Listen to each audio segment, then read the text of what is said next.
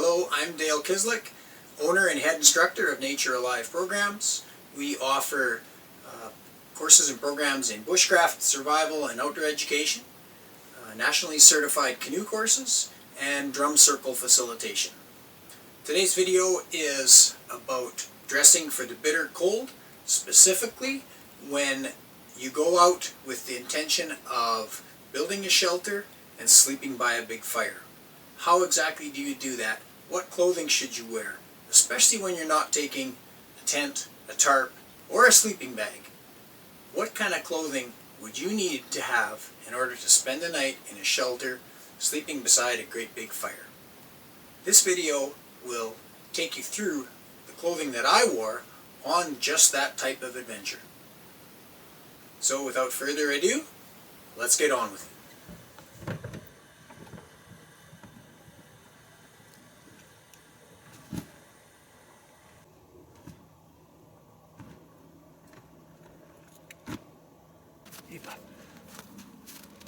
Starting with base layer, Merino Wool.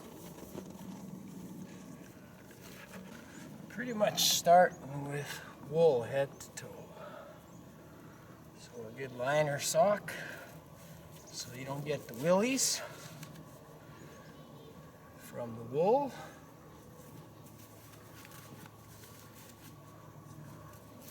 Liner sock wicks the moisture into the next one, which is 100% alpaca wool.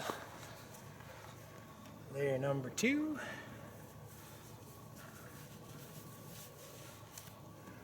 Layer number 3. More wool. And then next would be the boots. We dress for the coldest expected weather temperatures. It's supposed to get down to possibly minus 19 at night. So this pile of clothing should carry us through the night. Purchased some wool blankets and sewed it into what I think is terrific bush clothing. Being that it's all wool, and it has a lot of design features. So I'm not going to be wearing this now, it'll be much too warm. But I'm going to put it on just to show the reason that I built the clothes this way. As funny as they look, realizing I'm staying in the bush, it's not designer clothing. So the nice thing about this wool homemade pants is that when you start to sweat up and get too warm, very quickly, very easily, you can drop the side button right down and you can vent all that sweat out and that hot air out and quickly cool off so you don't drive sweat and moisture into your clothing. And then as you walk, you just zip back up. The other great thing about these clothes is that you don't have to take your boots off in that cold weather to get in and out of them. You can leave your boots on and quickly just take the clothes off. So we'll put that aside for later, and instead we'll put the other wool pants that we tend to wear all the time. Military surplus, great pants, lots of pockets, reasonably windproof. And this will be our during the day for this temperature type of clothing. Inside here is a saw blade inside this tubular webbing. And we're going to put that on, and that will come into play a little later when we build a bucksaw for procuring and harvesting all the wood that we require to spend the night in a shelter without sleeping bag, just in your clothing, relying on fire to make up your clothing or your deficit. Now the footwear, very specialized piece of footwear, Arctic mucklucks, Canadian military issue. Hard to find boots like this anymore. Made with 100% wool duffel. 100% wool being important, and then I've added extra 100% wool duffel to the outside. Oversized boots, size 13, even though I'm only a size 10, so I could fit extra insulation in there and keep my feet warm. So we have wool everywhere on my feet, with the exception of liner socks, so I don't get the willies. And the duffels themselves make terrific slippers and that sort of thing. Now the amazing thing about this boot is it's very large. In the bottom it has a mesh screen which collects any moisture and holds it in there and removes it from the wool liner. 100% wool, felted wool liner. And then here's the important part here. All canvas, all breathable. You can blow through it. The rubber has a low profile, way down low, so that you don't end up with moisture collecting inside a rubber boot. Multiple days out in the woods with rubberized boots or boots that don't breathe, it's going to be life-threatening in no time because all the moisture will pile up inside your felt and your socks. With the inability to escape, and after days of living in the woods, you'll find a great deal of discomfort and cold feet. So it allows the moisture to get out and escape through that low profile in canvas.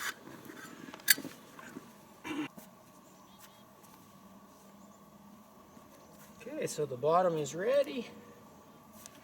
The top being merino wool, comfortable against the skin. Next layer, thrift store, 100% wool. Sewed a hood on there just recently. So another layer of wool.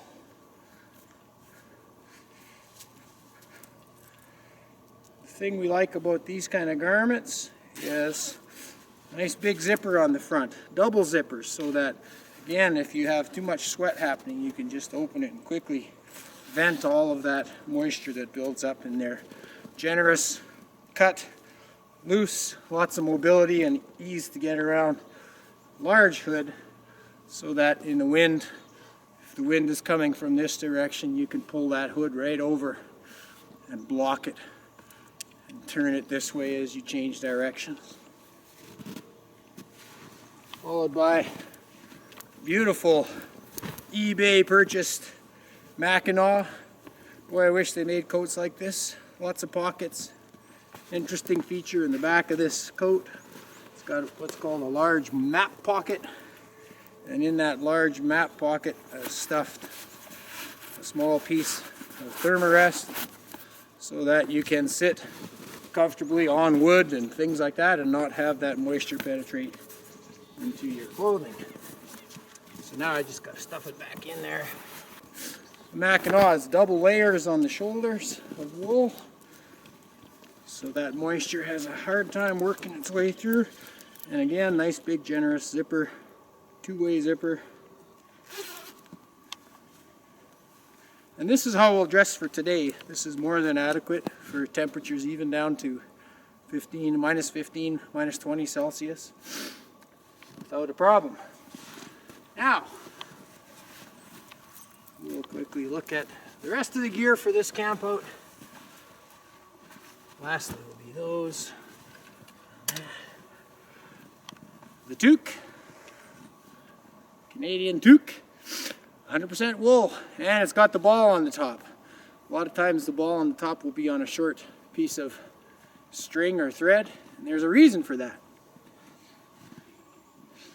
With that ball on top of your hood and a nice big peaked hood, you can position that ball on one side or the other, or forward or back, and that ball will hook into the back of the hood, and it will actually help to maneuver and position your hood, so you again can fight off that cold bitter wind that comes.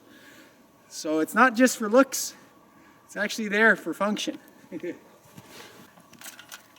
Realizing it's looking like an awful lot of clothing, but it is supposed to get to minus 19 tonight. So blanket coat, purchased years ago, made out of wool duffel and modified to fit me and in various ways.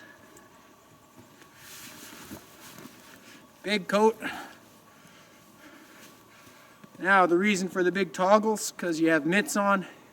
You don't want to get cold fingers, so these toggles are really easy to lace up. And they can go loose fitting, or you can take the toggles and you can wrap tightly and toggle a little further over with a nice big head or hood. That's already on. Again, big pockets, super warm. And then the last thing, don't even wear this that often because it just doesn't get cold enough. I find that even in 28, 30 below, I can manage when I'm active just like this. But if there's a bit of a wind, the outer shell is nice, military surplus, great coat style. Goes way past your knees so that cold air can't get up inside. And you can zip that up. Lots of room, giant coat, lots of ability to fit in. And here's the neat part about this. The Eskimos were smart in this regard. They knew that a fur trim, in this case wolverine fur, turned into a cylinder like that, creates a nice warm climate right in the middle of your face. So you can have a face wide open, have that cold air blowing by, breezing by, but your breath alone right here will keep a nice warm climate in front of you and keep your nose and stuff quite warm. Wolverine tends to shed the snow, so as frost builds up, you just brush it and off it goes. Last part of the clothing, gloves. For dexterity, you want to have fingers, leather for all the bush stuff. Synthetics just don't hold up. And then when it gets really cold, large, huge Alaskan military issue mitts over the top with big gauntlets to keep the snow out. Something large enough that you can just shoot it off, do your handiwork, and then shoot it back on again relatively quickly. A lot of people will put idiot strings on these big gloves so that you don't set them down and lose them or ever get far away from them. And it's got the nice wool hand warmer on the back to wipe your nose and all those sorts of things. Alright, so we're going to pack this up. That's my kit there. We'll show that in a second.